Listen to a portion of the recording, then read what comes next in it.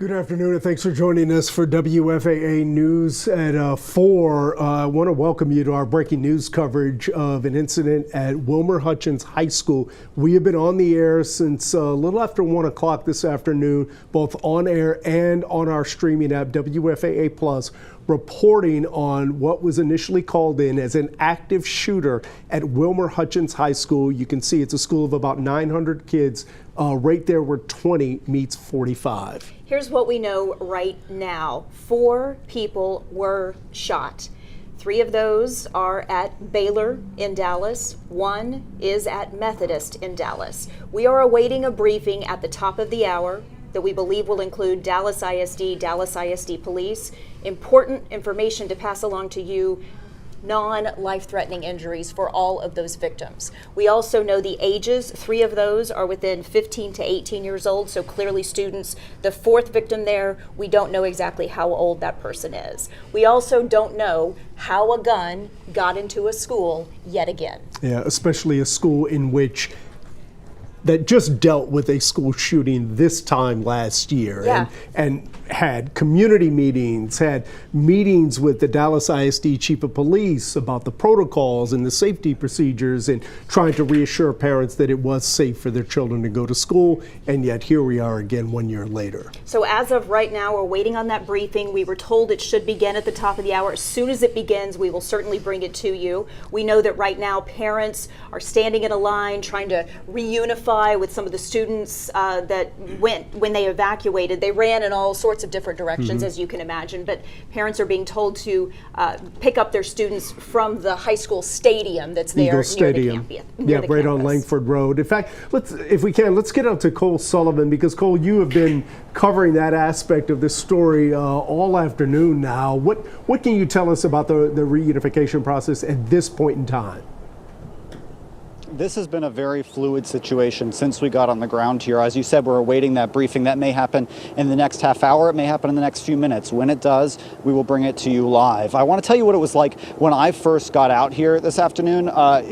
Chaos here on scene. A lot more emergency vehicles behind me than you see right now, and parents waiting yet again at this school 1 year to the week of a shooting at the same school last year, waiting to see their kids again. That process is still playing out. We still have some students on the bleachers at the football field waiting to reunify with their parents. We saw some parents earlier being allowed to go through the barricade behind me and into the school grounds to go get their kids slowly, one by one. We're seeing them trickle out in just the last hour or so. To give you a sense of just how scary this was when it happened, I want to tell you about a conversation I had with a 9th grader when I got here on the scene. She says she heard the shot in her classroom. She heard it from in her classroom. Her teacher jumped up and went and barricaded the door, got all the students into a corner and told them to call their parents and let them know what was going on. She says at first she thought it was a drill, but then when she realized she heard at least one shot, she knew that it wasn't a drill. She says her teacher told her that he would protect her and her fellow classmates because they were his #1 priority. You can understand, she said when she called her mom in that moment, she was crying, she was terrified, and parents were terrified too. This is the second time, as I said, in a year that they have come here to this scene, and it was a huge police response here in the immediate aftermath of this. We have state troopers, we had DISD police, DART police, Dallas police, all here on scene. In the last few minutes or so, we've seen Dallas Fire Department leave the scene. That means paramedics have left, as well as the fire trucks that came with them to respond. We've had crews spread across this area all day and at the hospitals as well, seeing police at hospitals where some of those people who were hurt were taken. And it's not just the high school behind me that has had this incident happen to it. Only a football field away is the Wilmer-Hutchins Elementary School. That school on lockdown this afternoon for a portion of the day as well. We know that there were armed police when I came here earlier today who were outside that school. Parents right now are still waiting at that elementary school to reunify with their elementary school kids. We've seen some buses of little kids, elementary grade schoolers, leaving that school and driving past this scene here.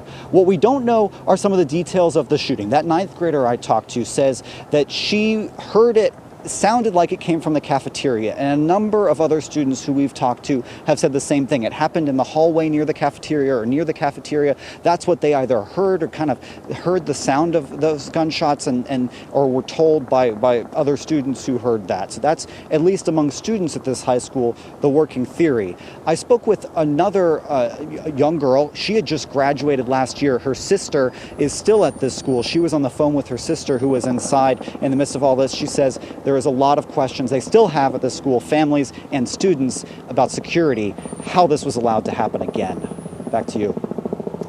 All right, thank you very much, Cole. Again, some of those answers we may get when this press conference starts. We've just been told that the superintendent of Dallas ISD, Dr. Stephanie Elizalde, will be speaking at this press conference. Our sources have confirmed with WFAA that anywhere from 3 to 6 shots were fired in a hallway at Wilmer-Hutchins High School.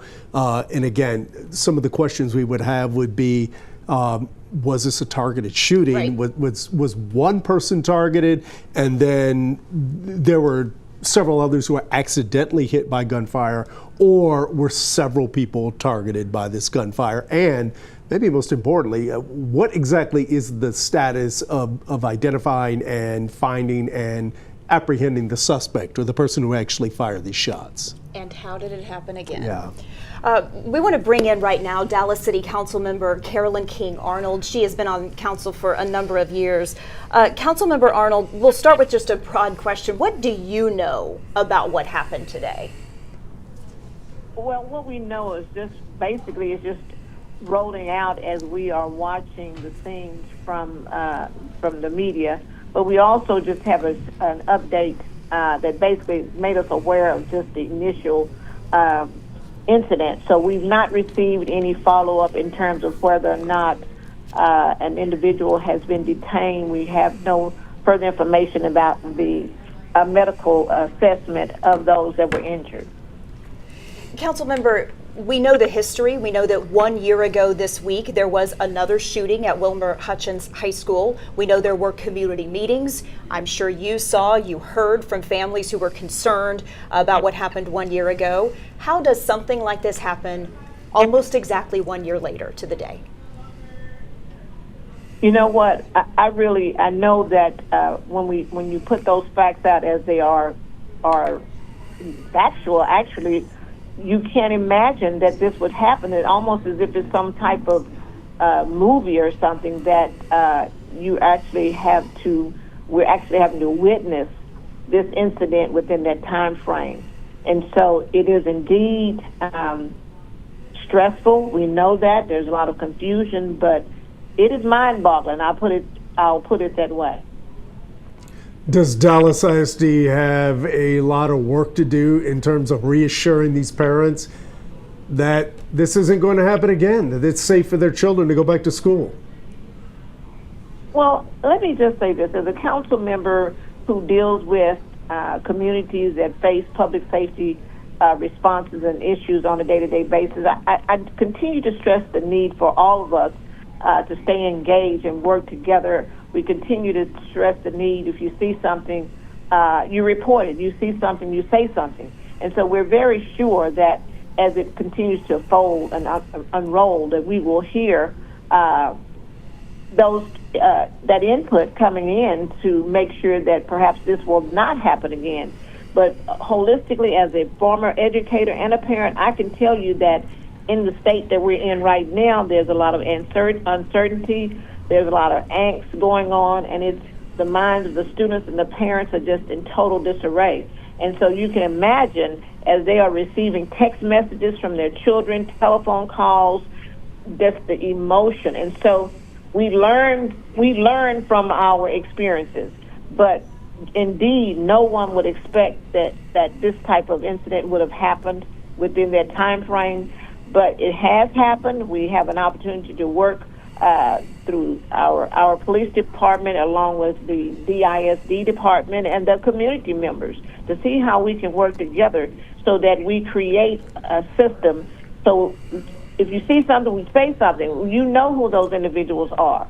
And we know that it is our responsibility not to hold information. And so we're here to work, number one, with the district as they need us. This is a very emotional time for those families. We're happy that no one has received a life-threatening report from the hospital, that we have not.